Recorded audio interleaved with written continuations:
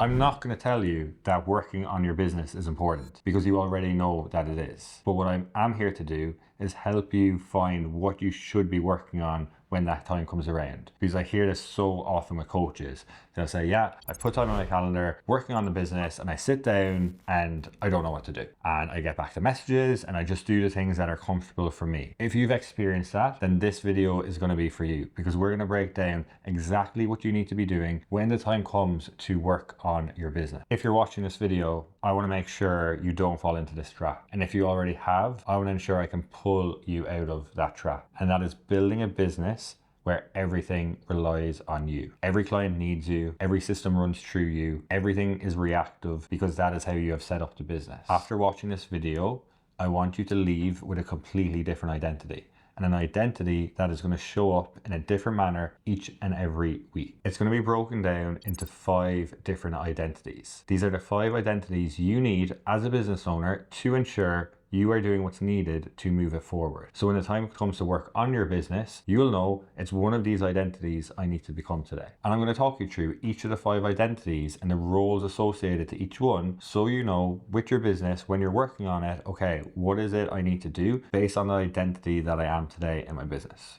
Number 1, we have the learner. So the learner is the identity you need to embody so you don't get blunt in your way of thinking, so you don't lose creativity, so you don't lose relevance in the marketplace. It's ensuring you always stay on top, you're studying, you're staying curious about what other people are doing, where you can take inspiration and where you can improve on your own business. So invest into yourself, into your education, into your business, look and see what other people are doing and what opportunities you can get and how you can turn that into your own business. That is number 1, the learner. Stay curious and stay open-minded. The second identity of yours you need to embody is the architect. The architect is a version of you who is looking at the infrastructure of your business and what needs to improve. So think about designing, think about having time to be strategic around what is happening right now within your business and what are areas that need to be improved. So right now for me, I am the architect in my business and I'm looking at the onboarding experience. I'm looking at what is the experience clients have when they join the program after the first 7 days and after the first 30 days. So this is looking internally at what's already in the business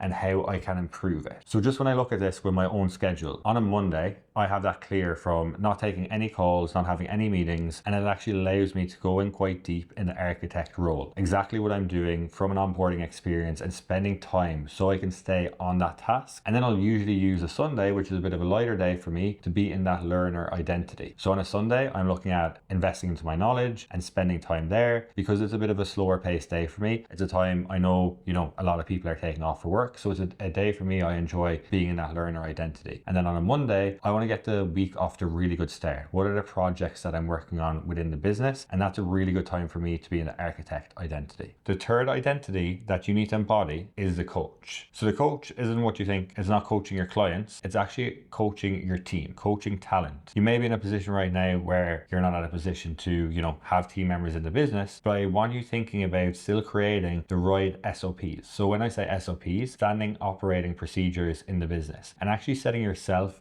of like, okay, I'm going to put myself to the same standard I'd expect someone to come into the role to do. So if you're looking at hiring a VA, if there's specific things you wanted from a coach, how are you actually going to show up and ensure those SOPs and KPIs are being hit from yourself? And then when you do get to the point for hiring a VA, hiring a coach, a setter, a closer, whatever it may be, you've already created SOPs because you said, okay, this is the standard that I want. This is the standard first I'm going to live up to. These are the KPIs that I'm going to aim to achieve, and set that standard with yourself. If you're already someone who has a team, this is what I want you thinking about. Are you spending time during the week where your identity is on improving your team? I see this so many times with coaches that they just almost palm it off to the team members like, yeah, you're good enough. That's your responsibility. If you want to be the best business owner possible, you need to lead from the front. And a lot of times, if they're not performing well, it's not down to them. It's down to your poor communication and maybe gray area that you create around expectations and performance metrics with them. So you need to ensure you're very clear on exactly what you expect from them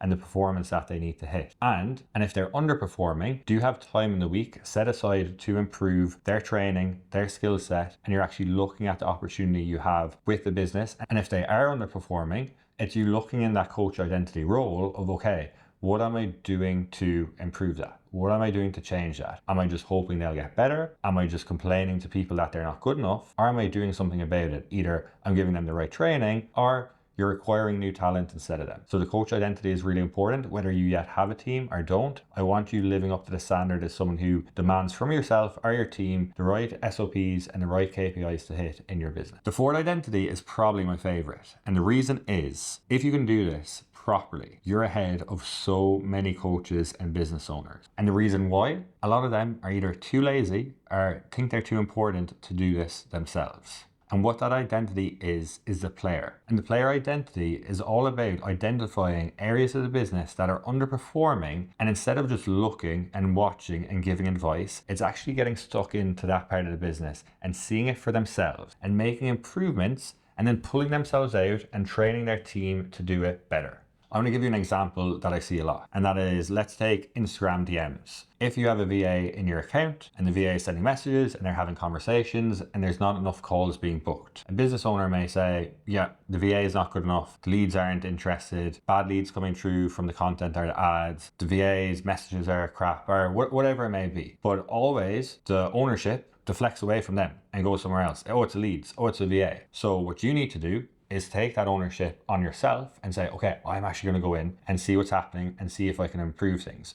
You'll go into the DMs yourself, you'll start having conversations, you'll start messaging back to people with the goal of booking in the calls that you want. If you felt book calls were low beforehand, what are you going to do about it? You're going to get in the account and you're going to see what's happening, see what's working. And if something isn't working from a DM standpoint, it gives you an understanding of, oh, something needs to change with the content or with the ads or with our messaging or with our positioning. Or if it was a DM issue, you've improved that. So you can now train your team in better to do it for you. So the player is all about getting stuck into the underperforming part of the business yourself. So you can identify what's happening, you can improve it, and then you can train your team to do it better. The fifth and final identity I want you to think about and embody from this day forward is the engineer. So the engineer is the version of you who is always thinking about the program itself. What can be improved? Has your way of thinking evolved? Has your intellectual property evolved? But are you actually communicating that with clients and always looking to improve the experience they get within your program? Is there things you can systemize? Is there things you can automate? This is the version of you who's looking at, okay, how do we get clients results? How do we continually get these clients results the longer they stay in the program, number one? And how can we improve the level of results they're getting? And how can we get them results quicker? The engineer version of you is looking at delivery components of the business and exactly what you need to work on. The reason most coaches and business owners feel trapped in their business